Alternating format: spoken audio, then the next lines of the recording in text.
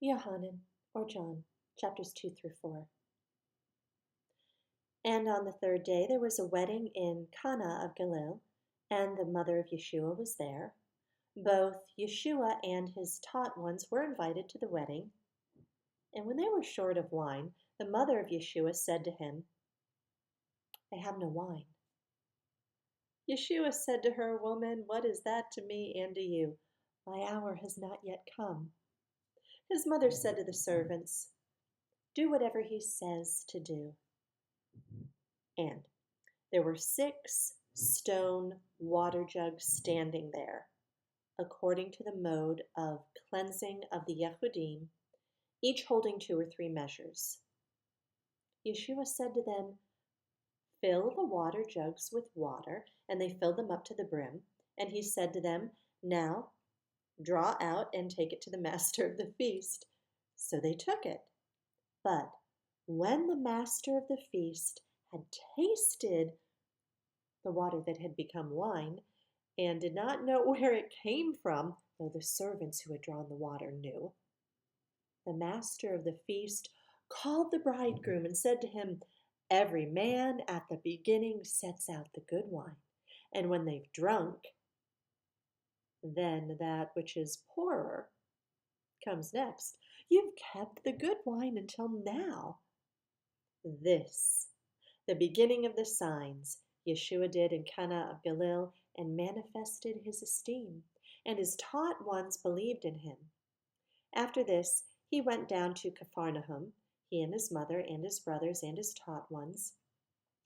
And there they stayed not many days. And the Pesach was near. And Yeshua went up to Jerusalem, and he found in the set-apart place those selling oxen and sheep and doves, and the money changers sitting, and having made a whip of cords, he drove them all out of the set-apart place with the sheep and the oxen, and poured out the money changers' coins, and overturned the tables. And he said to those selling doves, "Take these away. Do not make the house of my Father a house of merchandise." And his taught ones remembered that it was written, "The ardor for your house has eaten me up." And the Yehudim answered and said to him, "What sign do you show us since you're doing these?" Yeshua answered and said to them, "Destroy this dwelling place, and in 3 days I shall raise it." And then the Yehudim said, "It took 46 years to build this dwelling place, and you're going to raise it in 3 days?" But he spoke about the dwelling place of his body.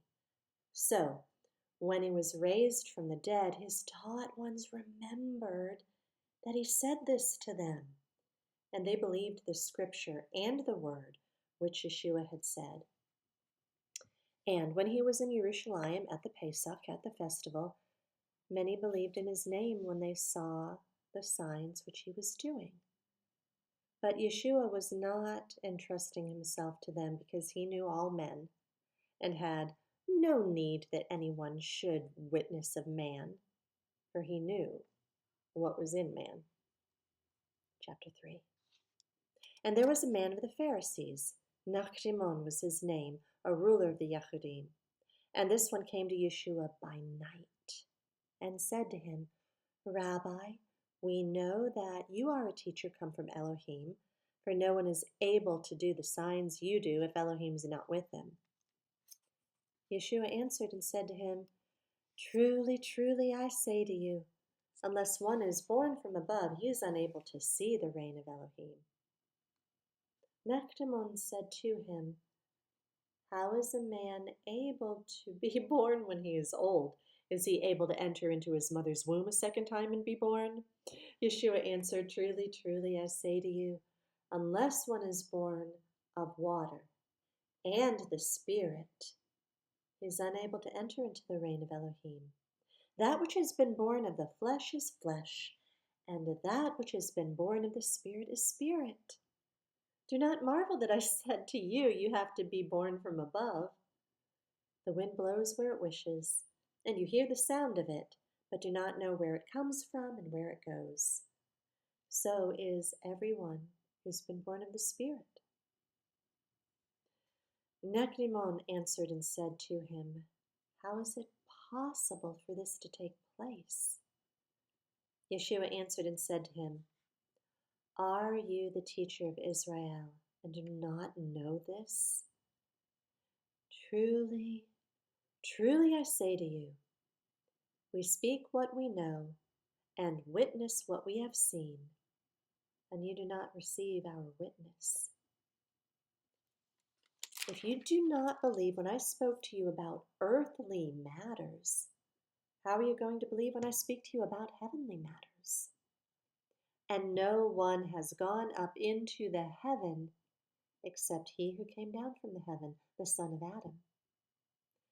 And as Moshe lifted up the serpent in the wilderness, even so the Son of Adam has to be lifted up, so that whoever is believing in him should not perish, but possess everlasting life. For Elohim so loved the world that he gave his only brought forth Son, so that everyone who believes in him should not perish, but possess everlasting life. For Elohim did not send his Son into the world to judge the world, but that the world through him might be saved. He who believes in him is not judged, but he who does not believe is judged already, because he has not believed in the name of the only brought forth Son of Elohim. And this is the judgment, that light is come into the world, and men loved the darkness rather than the light, for their works were wicked. For everyone who's practicing evil matters hates the light, and does not come to the light, lest his work should be exposed. But the one doing the truth comes to the light, so that his works are clearly seen, that they've been wrought in Elohim. After this, Yeshua and his taught ones came into the land of Yehuda, and he remained there with them and was immersing.